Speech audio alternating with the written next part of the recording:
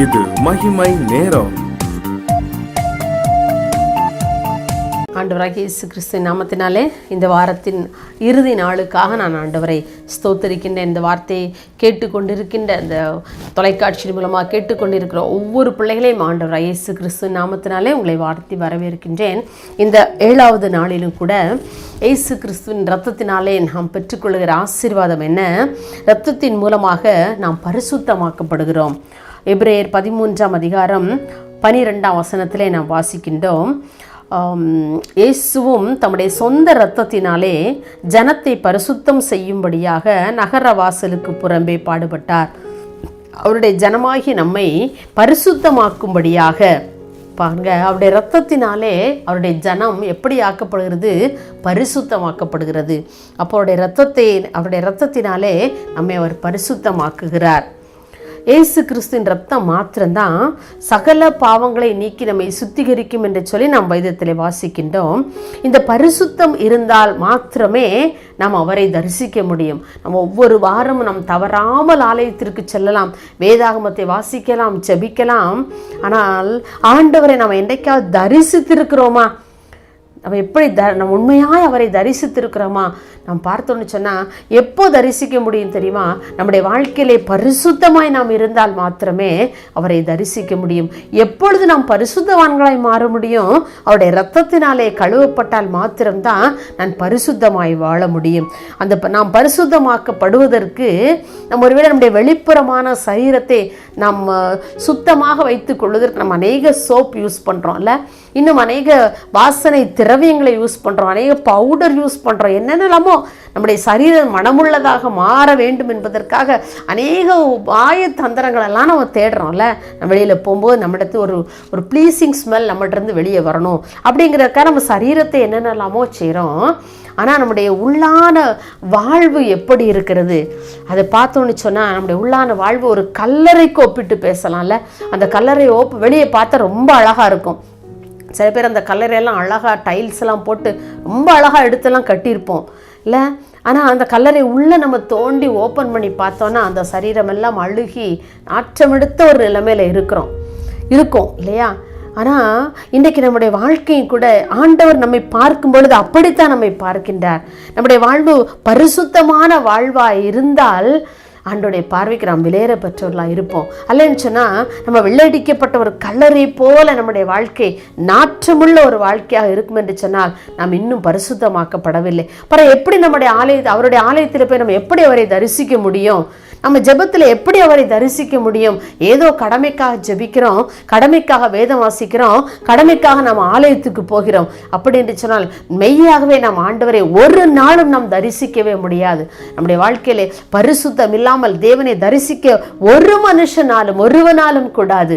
ஆம், எனக்கு அன்பானவர்களே, நாம் உண்மையாய் ஆண்டவரை தரிசிக்க விரும்புகிறவர்கள் பரிசுத்தத்தை நம்முடைய வாழ்க்கையிலே கொண்டிருந்தோம் என்று சொன்னால் மாத்திரமே நாம் அவரோடு கூட உறவாட முடியும். அவருடைய பரிசுத்தத்துக்கு பங்குள்ளவர்களாய் நாமும் மாற முடியும்.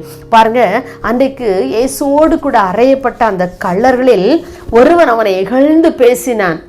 ஆனால் அந்த மற்றொரு கள்ளன் பாருங்க, அந்த ஆண்டவருடைய இரத்தத்திலே மூழ்கி ஆண்டவருடைய இரத்தத்தினாலே அவன் பரிசுத்தமாக்கப்பட்டான். அவருடைய இரத்த வெள்ளத்தில் மூழ்கி அந்த கள்ளன் பரிசுத்தமாக்கப்பட்டதினாலே அன்றைக்கு அந்த பரதீசி வாழ்வுக்குள்ளாக ஆண்டவர் சொன்னார் அல்லவா, இன்றைக்கு நீ என்னுடனே கூட பரதீசில் இருப்பா என்று சொல்லி. அப்படிப்பட்ட ஒரு பாக்கியத்தை அவன் கள்ளனாக வாழ்ந்திருக்கும் பொழுது எத்தனையோ கொலைகள் செய்திருப்பான்ல. ஒரு நகைக்காக, ஒரு ஜுவல்ஸுக்காக, ஒரு சின்ன ஜுவல்லுக்காக கூட எத்தனையோ பேரை கொலை செஞ்சிருப்பான், எத்தனையோ பேரை அடிச்சிருப்பான்ல, எவ்வளவோ காரியங்கள் செஞ்சிருப்பான், எவ்வளோ துன்மார்க்கமான ஜீவியம் செஞ்சிருப்பான். ஆனால் அவனை கூட ஆண்டவர் அவனுடைய துன்மார்க்கமான ஜீவியத்தை பார்க்கல. அப்போ அந்த அட்ப்ரெசண்டில் அவனுடைய மனசு எப்படி இருக்குன்னு சொல்லி தான் பார்க்குறாரு. அவனுடைய தாழ்மையை பார்க்குறாரு.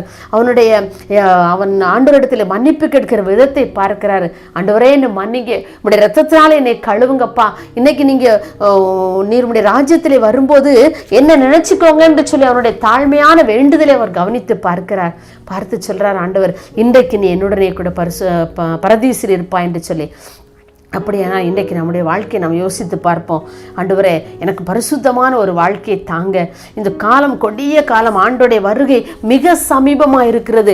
நாம் பரிசுத்தமாய் வாழ்ந்தால் மாத்திரமே அந்த பரலோக ராஜ்யத்திற்கு பங்குள்ளவர்களாய் நாம் மாற முடியும். அவர் மத்திய ஆகாயத்தில் வரும் பொழுது நாம் அவரை சந்தோஷத்தோடு எதிர்கொண்டு அழைக்க முடியும். இல்லை என்று சொன்னால், மலைகளை குண்டுகளை எங்களை மறைத்து கொள்ளுங்கள் என்று சொல்லி நாம் ஓடி மறைகிறவர்களாக நாம் காணப்படுவோம். அந்த அனுபவம் நமக்கு வேண்டாம் அருமையான அவர் ஆகாயத்தில் வரும்போது அவரை சந்தோஷத்தோடு எதிர்கொண்டு அழைக்கிற பிள்ளைகளாய் நம்ம காணப்பட வேண்டும் என்று சொன்னால் நம்முடைய வாழ்க்கையிலே பரிசுத்தம் காணப்பட வேண்டும். இந்த பரிசுத்தத்தை எப்படி பெற்றுக்கொள்ள முடியும்? அவருடைய இரத்தத்தினால் மாத்திரமே நாம் பெற்றுக்கொள்ள முடியும். ஒவ்வொரு நாளும் நம்மை நாமே சோதித்து அறிந்து அவர் அண்டையிலே சேரும் பாக்கியத்தை அவருடைய இரத்தத்தினாலே நாம் பெற்றுக்கொள்ள முடியும். அவருடைய இரத்தம் மாத்திரமே நம்மை பரிசுத்தமாக்க முடியும். இன்றைக்கு அநேகர் தங்களுடைய பரிசுத்தமான வாழ்வை கெடுத்து மனம் போல வாழ்ந்து கொண்டிருப்பதை நாம் பார்த்து கொண்டிருக்கிறோம். வெளிப்புற வாழ்வு நமக்கு ஒரு பகட்டான வாழ்வாக தெரியலாம்.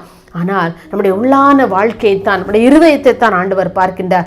பரிசுத்தம் அவருடைய வாழ்க்கையில் எப்படி இருக்கிறது, அவருடைய நடையிலே, உடையிலே, பேச்சிலே, பார்வையிலே எப்படி பரிசுத்தம் காணப்படுகிறது என்று சொல்லி ஆண்டவர் நம்ம ஒவ்வொரு காரியங்களையும் உற்று நோக்குகிறவராக இருக்கின்றார். இந்த அந்தரங்க வாழ்க்கையை ஆண்டவர் பார்க்கின்றார். அதை பரிசுத்தமாக்க விரும்புகின்றார். பரிசுத்தத்தை நம்முடைய வாழ்க்கையிலே ஒரு ஆடையை போல, ஒரு ஆபரணத்தை போல நாம் பரிசுத்தத்தை தரித்துக் கொள்வோம் என்று சொன்னால் நிச்சயமாகவே அந்த பரலோக வாழ்க்கைக்கு நாம் பங்குள்ளவர்களாய் மாற முடியும்.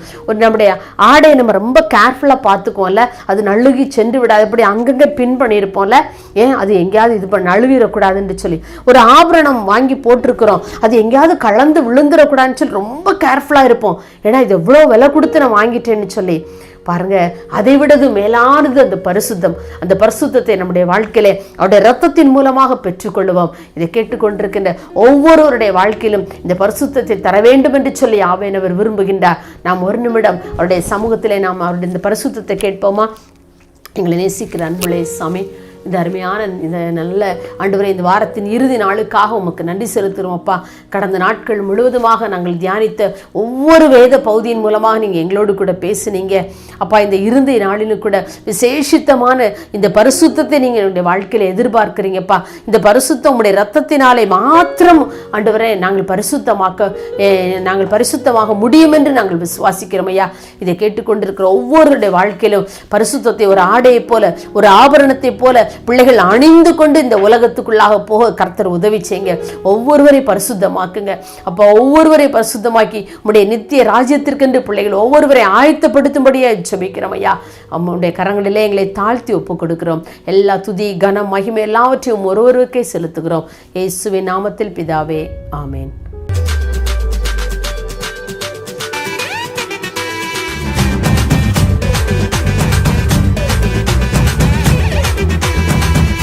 மகிமை மகிமை மகிமை மகிமை மகிமை